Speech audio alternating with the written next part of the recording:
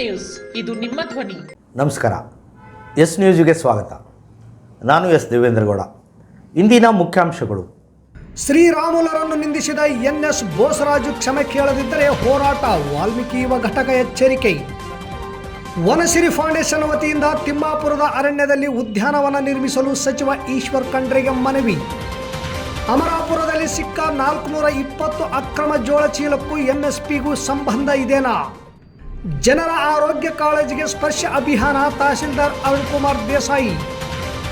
ನಗರದಲ್ಲಿ ಕಳ್ಳರ ಹಾವಳಿ, ಎಚ್ಚರಿಕೆಯಿಂದಿರಲು ಜನತೆಗೆ ಡಾಕ್ಟರ್ ನಾಗವೇಣಿ ಎಸ್ ಪಾಟೀಲ್ ಕರೆ. ವಾರ್ತೆಗಳ ವಿವರ. ವಾಲ್ಮೀಕಿ ನಾಯಕ ಮಾಜಿ ಸಚಿವ ಬಿ ಶ್ರೀರಾಮುಲು ಬಗ್ಗೆ ಹಗುರವಾಗಿ ಮಾತನಾಡುವ ಮೂಲಕ ಅವಹೇಳನ ಮಾಡಿರುವ ಕೊಡಗು ಜಿಲ್ಲಾ ಉಸ್ತುವಾರಿ ಸಚಿವ ಎನ್ಎಸ್ ಬೋಸರಾಜು ಅವರು 1 ವಾರದೊಳಗಾಗಿ ಸಾರ್ವಜನಿಕವಾಗಿ ಕ್ಷಮೆ ಕೇಳಬೇಕು.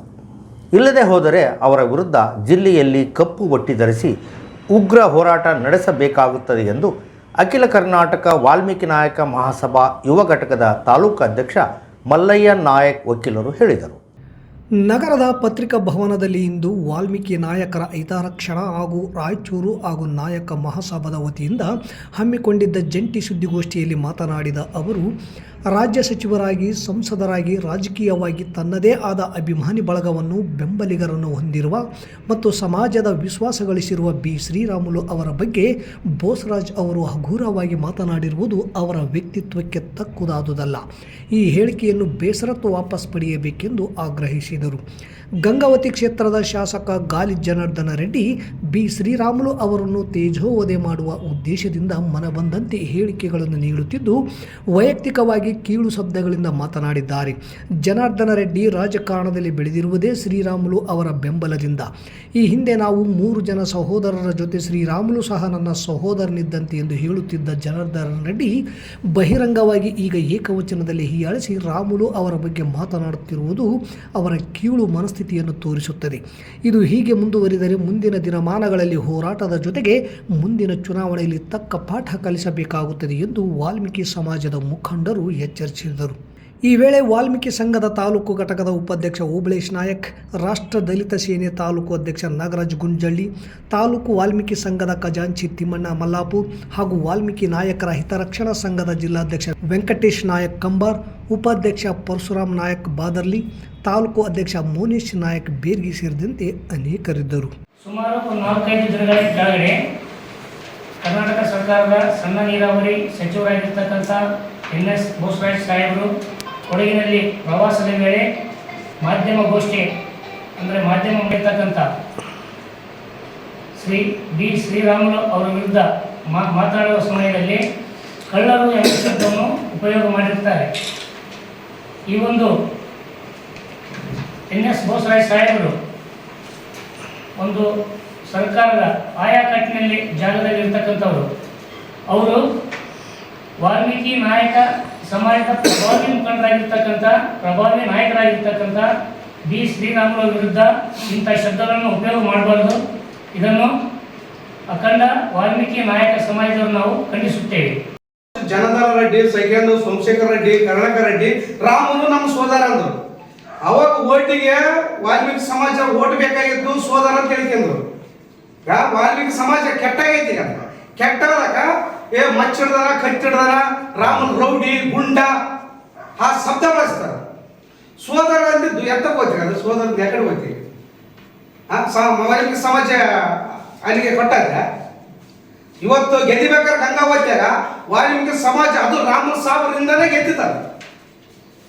ಅದೇ ವಾಲ್ಮೀಕಿ ಸಮಾಜ ರಾಮನ್ ಸಾಬ್ ನಡ್ಕೊಂಡು ಇನ್ನು ಬೆನ್ನತ್ತಿ ಕಂಡು ಬೀಳಕ ರೆಡ್ಡಿಯಲ್ಲೇ ಲೀಡ್ಗೆ ಎತ್ತಿದ್ದಾರೆ ಗಂಗಾವತಿಯಾಗ. ರೆಡ್ಡಿ ಆಮೇಲೆ ಬರ್ತದೆ. ಆದ್ರೂ ಸೋದರಂದ ಭಾವನೆ ಐತಲ್ಲ, ಅದೇ ಭಾವನೆ ನಡ್ಕೊಂಡು ಹೋಗ್ಬೇಕೈತೆ. ಆ ಶಬ್ದ ಬಳಸ್ಬಾರ್ದಾಯ್ತು. ಚೂರಿಡ್ದಾನ, ಕತ್ತಿಡ್ದಾನ, ಮಚ್ಚಿಡ್ದಾನ ಆ ಶಬ್ದ ಬಳಸ್ಬಾರ್ದಾಯ್ತು. ಮಸ್ಕಿ ತಾಲೂಕಿನ ತಿಮ್ಮಾಪುರ ಗ್ರಾಮದ 43 ಎಕರೆ ಅರಣ್ಯ ಭೂಮಿಯನ್ನು ಮಾದರಿ ಅರಣ್ಯ ಪ್ರದೇಶ ಹಾಗೂ ಉದ್ಯಾನವನ ಮಾಡಲು ವನಸಿರಿ ಫೌಂಡೇಶನ್ ರಾಜ್ಯಾಧ್ಯಕ್ಷ ಅಂಬ್ರೇಗೌಡ ಮಲ್ಲಾಪುರ್ ನೇತೃತ್ವದಲ್ಲಿ ಸಚಿವರಾದ ಈಶ್ವರ್ ಖಂಡ್ರೆ ಅವರಿಗೆ ಮನವಿ ಪತ್ರ ಸಲ್ಲಿಸಲಾಯಿತು. ಅರಣ್ಯ ಜೀವಿಶಾಸ್ತ್ರ ಮತ್ತು ಪರಿಸರ ಖಾತೆ ಸಚಿವ ಈಶ್ವರ್ ಬಿ ಖಂಡ್ರೆ ಅವರು ರಾಯಚೂರಿನ ಕೃಷಿ ವಿಶ್ವವಿದ್ಯಾಲಯಕ್ಕೆ ಪರಾಮರ್ಶನಾ ಸಭೆಗೆ ಆಗಮಿಸಿದ ವೇಳೆ ಮಸ್ಕಿ ತಾಲೂಕಿನ ತಿಮ್ಮಾಪುರ ಗ್ರಾಮದಲ್ಲಿ ಸರ್ವೆ ನಂಬರ್ 73/1 ಇದರಲ್ಲಿ ಒಟ್ಟು ಅರಣ್ಯ ಭೂಮಿ 43 ಎಕರೆ ಇದ್ದು ಇದನ್ನು ಜಿಲ್ಲಾ ವನಸಿರಿ ಫೌಂಡೇಶನ್ ಹಾಗೂ ಅರಣ್ಯ ಇಲಾಖೆ ಸಹಯೋಗದಲ್ಲಿ ಮಾದರಿ ಅರಣ್ಯ ಪ್ರದೇಶವನ್ನಾಗಿ ಮತ್ತು ಮೂಲ ಜೀವಿಗಳ ತಾಣವನ್ನಾಗಿ ಮಾದರಿ ಉದ್ಯಾನವನವನ್ನಾಗಿ ನಿರ್ಮಿಸುವ ಜೊತೆಗೆ ಅಳಿವಿನಂಚಿನಲ್ಲಿರುವ ಪಕ್ಷಿ ಪ್ರಾಣಿಗಳು ಸೇರಿದಂತೆ ಇನ್ನಿತರೆ ಜಲಚರ ಜೀವ ಜಲಧಾರೆಗಳಿಗೆ ಆಹಾರ ಮತ್ತು ಪುನರ್ವಸತಿ ಕೇಂದ್ರವಾಗಿಸಲು ಅರಣ್ಯ ಇಲಾಖೆ ಹಾಗೂ ವನಸಿರಿ ಫೌಂಡೇಶನ್ ಸಹಯೋಗದಲ್ಲಿ ನಿರ್ವಹಿಸಲು ಅನುಮತಿ ನೀಡಬೇಕು ಎಂದು ಮನವಿ ಮಾಡಿದರು. ಇದೇ ವೇಳೆ ಸಸಿಗಳ ಮೇಲಿನ ದರ ಕಡಿಮೆ ಮಾಡಿದ್ದಕ್ಕೆ ಸಚಿವರಿಗೆ ಧನ್ಯವಾದ ತಿಳಿಸಿ ಕಲ್ಯಾಣ ಕರ್ನಾಟಕದಲ್ಲಿ ಅತಿ ಹೆಚ್ಚು ಬೆಳೆಯುವ ಬೇವಿನ ಗಿಡಗಳನ್ನು ಯಾರೂ ಕಡಿಯದಂತೆ ಕ್ರಮ ಕೈಗೊಳ್ಳಬೇಕು ಹಾಗೂ ಹಣ್ಣಿನ ಗಿಡಗಳನ್ನು ಹೆಚ್ಚು ಬೆಳೆಸುವಂತೆ ಪ್ರೋತ್ಸಾಹಿಸಬೇಕೆಂದು ಮನವಿ ಮಾಡಿಕೊಂಡಾಗ ಇದಕ್ಕೆ ತಕ್ಷಣ ಸ್ಪಂದಿಸಿದ ಸಚಿವರು ತಮ್ಮ ಪಕ್ಕದಲ್ಲಿದ್ದ ಅರಣ್ಯ ಇಲಾಖೆ ಅಧಿಕಾರಿ ಸುರೇಶ್ ಬಾಬು ಅವರಿಗೆ ರಾಯಚೂರು ಜಿಲ್ಲೆಯಲ್ಲಿ ಬೇವಿನ ಗಿಡಗಳನ್ನು ಕಡಿಯದಂತೆ ಎಚ್ಚರ ವಹಿಸಿ ಎಂದು ಸೂಚಿಸಿದರು. ಈ ಸಂದರ್ಭದಲ್ಲಿ ಸಿಂಧನೂರು ಶಾಸಕರಾದ ಹಂಪನಗೌಡ ಬಾದರ್ಲಿ, ರಾಯಚೂರು ಗ್ರಾಮೀಣ ಶಾಸಕರಾದ ಬಸನಗೌಡ ದದ್ದಲ್, ಅರಣ್ಯ ಇಲಾಖೆ ಅಧಿಕಾರಿ ಸುರೇಶ್ ಬಾಬು, ಕಲಬುರಗಿ ಸಿಸಿಎಫ್ ವನಸಿರಿ ಫೌಂಡೇಶನ್ ದೇವದುರ್ಗ ತಾಲೂಕು ಅಧ್ಯಕ್ಷ ಪ್ರಕಾಶ್ ಪಾಟೀಲ್ ಶಾವಂತಗೇರಿ, ಸದಸ್ಯರಾದ ಶಂಕರಗೌಡ ಹೆಲೆಕುಡ್ಲಿಗಿ, ಡಾಕ್ಟರ್ ನವೀನ್, ಎಸ್ಎನ್ ವೀರೇಶ್, ಸುನಿಲ್ ತಡಕಲ್ ಸೇರಿದಂತೆ ಅನೇಕರಿದ್ದರು. ರೆಗ್ಯುಲೇಟ್ ಮಾಡ್ಲಿಕ್ಕೆ ಬರುತ್ತೇನೋ ನೋಡಿ. ಈ ಭಾಗದಲ್ಲಿ ಬೇವಿನ ಜಾಸ್ತಿ ಇದೆ. ಸರ್ 1.5 ಲಕ್ಷ ಪ್ಲಾಂಟೇಶನ್ ಒಬ್ಬರೇ ಮಾಡ್ಯಾರ ಸೊಸೈಟಿ ಮುಖಾಂತರ. ರೇಟ್ ಕಡಿಮೆ ಮಾಡಿದ್ರು ಸರ್ ಒಂದರ ಹೇಳಿದಾಗ ಇದೊಂದು ಸರ್ ದಯವಿಟ್ಟು, ಯಾಕಂದ್ರೆ ಡೆಡಿಕೇಟ್ ಆಗ್ಯಾನ ಫಾರೆಸ್ಟ್. ಕೆಲವೊಂದು ಕೆಲ ಹಂತದಲ್ಲಿ ಕಟಿಂಗ್ ಪರ್ಮಿಷನ್ ಕೊಡಲ್ಲ, ಟ್ರಾನ್ಸಿಟ್ ಪರ್ಮಿಷನ್ ಕೊಡಲ್ಲ, ಎಲ್ಲ ಪ್ರಾಬ್ಲಮ್ಸ್ ಇದೆ. ನೋಡ್ತೀನಿ ಅಮರಾಪುರ ಗ್ರಾಮದ ಗೋದಾಮಿನಲ್ಲಿ ಅಕ್ರಮವಾಗಿ 420 ಜೋಳದ ಚೀಲಗಳನ್ನು ಸ್ಟಾಕ್ ಮಾಡಿದ ಖಚಿತ ಮಾಹಿತಿ ಮೇರೆಗೆ ಆಹಾರ ಮತ್ತು ನಾಗರಿಕರ ಸರಬರಾಜು ಇಲಾಖೆ ಮತ್ತು ಕಂದಾಯ ಇಲಾಖೆ ಅಧಿಕಾರಿಗಳು ಪೊಲೀಸ್ ಅಧಿಕಾರಿಗಳೊಂದಿಗೆ ಸ್ಥಳಕ್ಕೆ ತೆರಳಿ ಪರಿಶೀಲಿಸಿ ಅಕ್ರಮ ದಾಸ್ತಾನು ಎಂದು ಕಂಡುಬಂದ ಹಿನ್ನೆಲೆಯಲ್ಲಿ ಜೋಳದ ಚೀಲಗಳನ್ನು ವಶಪಡಿಸಿಕೊಳ್ಳಲಾಗಿದೆ. ಈ ಅಕ್ರಮ ಸ್ಟಾಕಿಗೂ ಎಂಎಸ್ಪಿಗೂ ಸಂಬಂಧ ಉಂಟೆ ಎನ್ನುವುದು ಸಾರ್ವಜನಿಕರ ಪ್ರಶ್ನೆಯಾಗಿದೆ. ಖಚಿತವಾಗಿ ಸಂಬಂಧ ಕಲ್ಪಿಸಬಹುದು.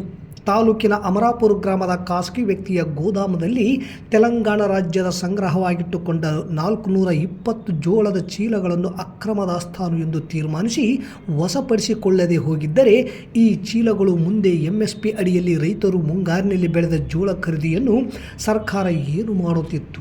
ಅಲ್ಲಿಗೆ ಈ ಚೀಲಗಳು ಎಂಎಸ್ಪಿ ಅಡಿಯಲ್ಲಿ ಯಾರದೋ ರೈತನ ಹೆಸರಿನಲ್ಲಿ ಮಾರಾಟವಾಗಿ ಸಂಗ್ರಹಿಸಿಟ್ಟ ಈ ಖಾಸಗಿ ವ್ಯಕ್ತಿಗೆ ಲಾಭವಾಗುತ್ತಿತ್ತು. ಇದರಲ್ಲಿ ಸಂದೇಹವೇ ಬೇಡ. ಯಾಕೆಂದರೆ ಈ ರೀತಿ ಹಿಂದೆ ನಡೆದ ಖರೀದಿಯಲ್ಲಿ ಆಗಿದೆ ಎನ್ನುವುದು ಸಾಬೀತಾಗಿದೆ. ಜೋಳವನ್ನು ಬಳ್ಳಾರಿಯಿಂದ ಖರೀದಿ ಮಾಡಿಕೊಂಡು ಬಂದಿರುವ ಕುರಿತು ಇನ್ವಾಯ್ಸ್ ಇದೆ.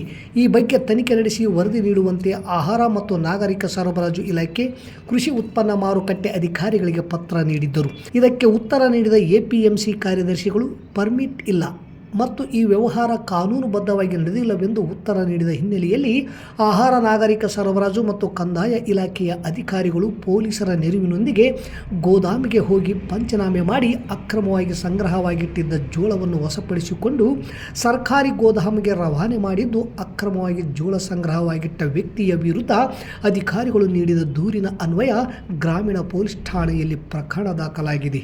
ಈ ಕಾರ್ಯಕ್ಕೆ ಸಾರ್ವಜನಿಕರು ಮೆಚ್ಚುಗೆ ವ್ಯಕ್ತಪಡಿಸಿದ್ದಾರೆ. ಇಂತಹ ಅಕ್ರಮ ಸ್ಟಾಕ್ಗಳು ತಾಲೂಕಿನ ಹಲವು ಗ್ರಾಮಗಳಲ್ಲಿ ಇರುವ ವಿಚಾರ ಚರ್ಚೆ ಆಗುತ್ತಿದ್ದು ಅದನ್ನು ಕೂಡ ಪತ್ತೆ ಹಚ್ಚಿ ರೈತರಿಗೆ ಸಿಗಬೇಕಾದ ಸಹಾಯವನ್ನು ದೋಚುವವರ ವಿರುದ್ಧ ಕಾನೂನು ರೀತಿಯಲ್ಲಿ ಕ್ರಮ ಕೈಗೊಂಡು ಮುಂದೆ ಇಂತಹ ಅಕ್ರಮ ದಾಸ್ತಾನು ಆಗದಂತೆ ಸಂಬಂಧಿಸಿದ ಅಧಿಕಾರಿಗಳು ಮಾಡಲಿ ಎನ್ನುವುದು ಸಾರ್ವಜನಿಕರ ಅಭಿಪ್ರಾಯವಾಗಿದೆ.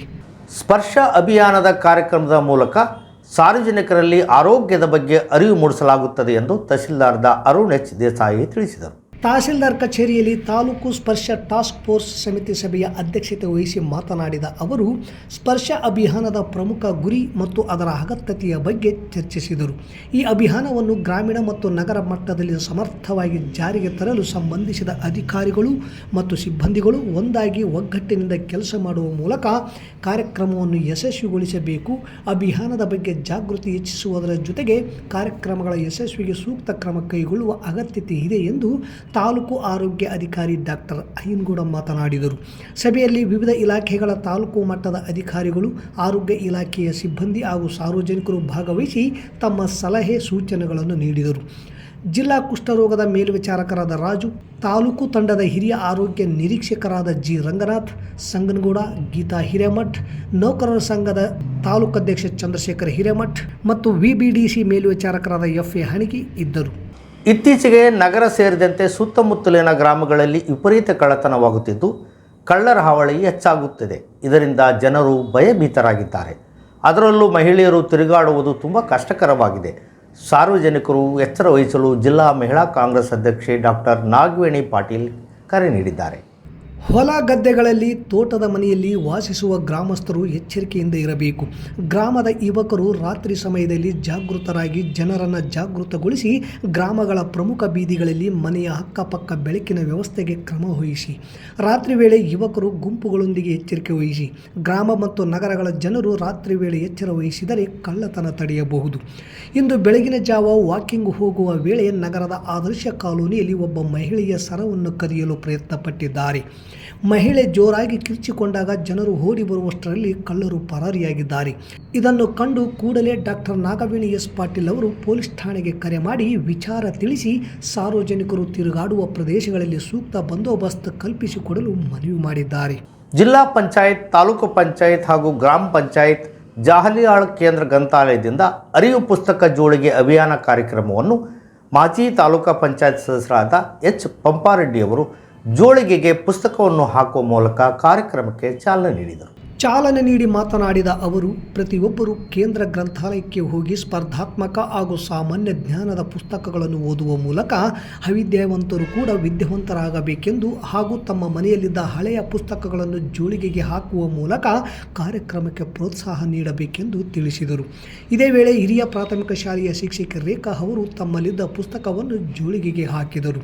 ಈ ಸಂದರ್ಭದಲ್ಲಿ ಗ್ರಾಮ ಪಂಚಾಯಿತಿ ಪಿಡಿಒ ಮಲ್ಲೇಶಪ್ಪ, ಶಾಲೆಯ ಮುಖ್ಯ ಶಿಕ್ಷಕಿ ವಸುಧಾ ಹಾಗೂ ಗ್ರಾಮ ಪಂಚಾಯಿತಿ ಕಾರ್ಯದರ್ಶಿ ಗಾದಿಲಿಂಗಪ್ಪ, ಶಾಲೆಯ ಶಿಕ್ಷಕರಾದ ಕಾಜಾಸಾಬ್, ಕೃಷ್ಣಪ್ಪ, ರೇಖಾ, ಬಸಮ್ಮ, ಬಸವರಾಜ್ ಹಾಗೂ ಗ್ರಾಮ ಪಂಚಾಯಿತಿ ಆಪರೇಟರ್ ಚಂದ್ರಶೇಖರ್, ಗ್ರಂಥಪಾಲಕ ಎಸ್ ನಾಗರಾಜ್, ಸಾಮಿದ್ ಸಾಬ್, ಅಂಗನವಾಡಿ ಶಿಕ್ಷಕರಾದ ಜಯಮ್ಮ, ಲಕ್ಷ್ಮಿ, ಯಾಸ್ಮಿನ್, ಲಕ್ಷ್ಮಿ ಹಂಪಮ್ಮ ಸೇರಿದಂತೆ ವಿದ್ಯಾರ್ಥಿಗಳು ಕೂಡ ಕಾರ್ಯಕ್ರಮದಲ್ಲಿ ಉಪಸ್ಥಿತರಿದ್ದರು. ಶಾಸಕ ಅಂಪನಗೌಡ ಬಹದ್ದೂರ್ಲಿ ಅವರು ಸಿಂಧನೂರಿನ ಸರ್ಕಾರಿ ಜೂನಿಯರ್ ಕಾಲೇಜಿಗೆ ಭೇಟಿ ನೀಡಿ ಕ್ರೀಡಾ ಮೈದಾನ ಅಭಿವೃದ್ಧಿ ಕಾಮಗಾರಿಗೆ ಭೂಮಿ ಪೂಜೆ ನೆರವೇರಿಸಿ ವಿದ್ಯಾರ್ಥಿಗಳೊಂದಿಗೆ ಆನ್ಲೈನ್ ತರಗತಿಗಳನ್ನು ವೀಕ್ಷಿಸಿ ಕಾಲೇಜಿನ ಅಭಿವೃದ್ಧಿಯ ಬಗ್ಗೆ ಮೆಚ್ಚುಗೆ ವ್ಯಕ್ತಪಡಿಸಿದರು. ಮತ್ತೊಮ್ಮೆ ಮುಖ್ಯಾಂಶಗಳು. ಶ್ರೀರಾಮುಲರನ್ನು ನಿಂದಿಸಿದ ಎನ್ಎಸ್ ಬೋಸರಾಜು ಕ್ಷಮೆ ಕೇಳದಿದ್ದರೆ ಹೋರಾಟ, ವಾಲ್ಮೀಕಿ ಯುವ ಘಟಕ ಎಚ್ಚರಿಕೆ. ವನಸಿರಿ ಫೌಂಡೇಶನ್ ವತಿಯಿಂದ ತಿಮ್ಮಾಪುರದ ಅರಣ್ಯದಲ್ಲಿ ಉದ್ಯಾನವನ ನಿರ್ಮಿಸಲು ಸಚಿವ ಈಶ್ವರ್ ಖಂಡ್ರೆಗೆ ಮನವಿ. ಅಮರಾಪುರದಲ್ಲಿ ಸಿಕ್ಕ 420 ಅಕ್ರಮ ಜೋಳ ಚೀಲಕ್ಕೂ ಎಂಎಸ್ಪಿಗೂ ಸಂಬಂಧ ಇದೆನಾ? ಜನರ ಆರೋಗ್ಯ ಕಾಳಜಿಗೆ ಸ್ಪರ್ಶ ಅಭಿಯಾನ, ತಹಶೀಲ್ದಾರ್ ಅರುಣ್ ಕುಮಾರ್ ದೇಸಾಯಿ. ನಗರದಲ್ಲಿ ಕಳ್ಳರ ಹಾವಳಿ, ಎಚ್ಚರಿಕೆಯಿಂದಿರಲು ಜನತೆಗೆ ಡಾಕ್ಟರ್ ನಾಗವೇಣಿ ಎಸ್ ಪಾಟೀಲ್ ಕರೆ. ಇಲ್ಲಿಗೆ ವಾರ್ತಾ ಪ್ರಸಾರ ಮುಕ್ತಾಯವಾಯಿತು. ನಿರಂತರ ಸುದ್ದಿಗಾಗಿ ವೀಕ್ಷಿಸಿ ಎಸ್ ನ್ಯೂಸ್. ಇದು ನಿಮ್ಮ ಧ್ವನಿ. ನಮಸ್ಕಾರ.